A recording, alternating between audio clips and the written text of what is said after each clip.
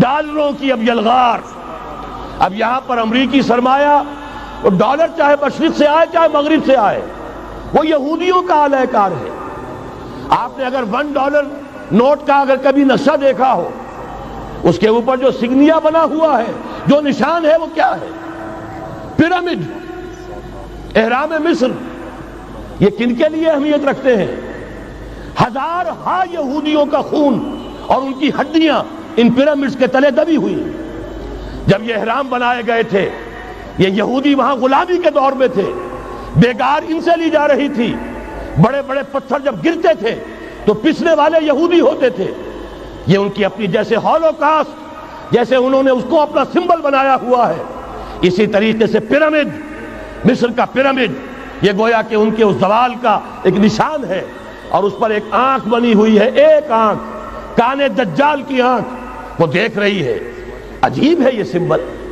نیچے لکھا ہوا ہے نووس آرڈو سکلورم، اور یہ در حقیقت 1776 جو نیچے لکھا ہوا ہے وہ رومن حروف کے اندر یہ 1776 ہے، جو میں بتا چکا ہوں آرڈر آف الومناٹی وساپ نے قائم کیا تھا.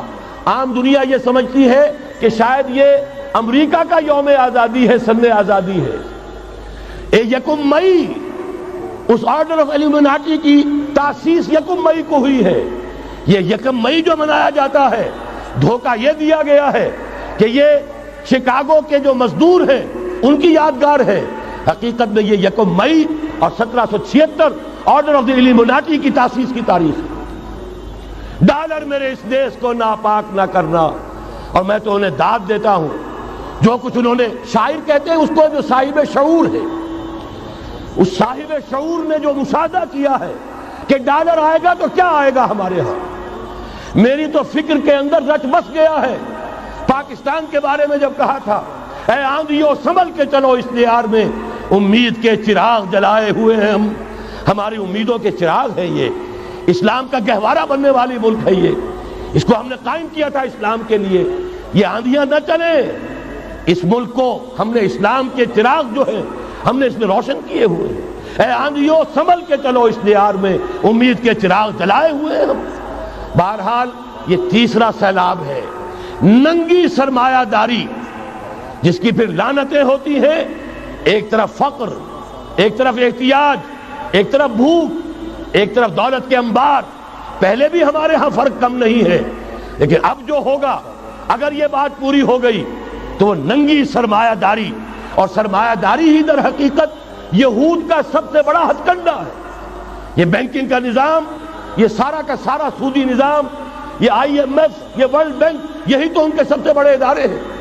تو واقعہ یہ ہے کہ 3 طرف سے ہم پر حملہ ہو رہا ہے. اور یہ سود کے بارے میں کیا کہا تھا اقبال نے؟ از ربا آخر چمی زائد فتن. اس سود کے ام الخبائث کے پیٹ سے سوائے فتنوں کے اور کیا برآمد ہو سکتا ہے؟ کس نہ داند لذت قرض حسن.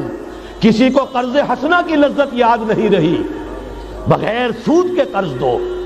تمہارے پاس فاضل رکھا ہوا ہے، کسی بھائی کو دو کہ وہ اپنی معاشی گاڑی کا پہیہ چلا لے، پھر اصل واپس لے لینا. اگر اتنی ہمت نہیں ہے کہ ان تصدقوا فهو خیر لکم، صدقہ ہی کر دو تو سب سے اچھا ہے. دے ہی ڈالو اپنا فاضل سرمایہ. یسألونک ماذا ينفقون قل العفو. مت رکھو اپنے پاس، یہ گندگی ہے. لیکن اگر بڑے ہی کم ہمت ہو تو کم سے کم قرض حسنہ دو، اپنی اصل رقم واپس لینا. کس نہ دانت لذت قرض حسن. از ربا جاں تیرا دل چوں خشت و سنگ. اس لیے کہ سود کے ذریعے سے انسان کے اندر تاریکی پھیل جاتی ہے. دل جو ہے اینٹ کے مانند، پتھر کے مانند سخت ہو جاتا ہے، کٹھور. ثم قست قلوبکم فہی کالحجارۃ او اشد قسوۃ.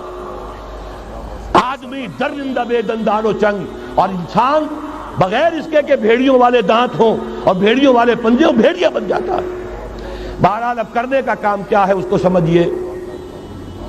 اس پوری صورتحال کا میں نے آپ کے سامنے نقشہ پیش کر دیا. ایک طرف مغرب سے نیو ورلڈ آرڈر، جو جیو ورلڈ آرڈر ہے، اس وقت کی سپریم پاور آن ارتھ، امریکہ کی سرپرستی میں بڑی تیزی کے ساتھ حملہ آور ہے. دوسری طرف وَمَكَرُوا وَمَكَرَ اللَّهُ وَاللَّهُ خَيْرُ الْمَاكِرِينَ۔ اللہ کو پامردی مومن پہ بھروسہ، ابلیس کو یورپ کی مشینوں کا سہارا۔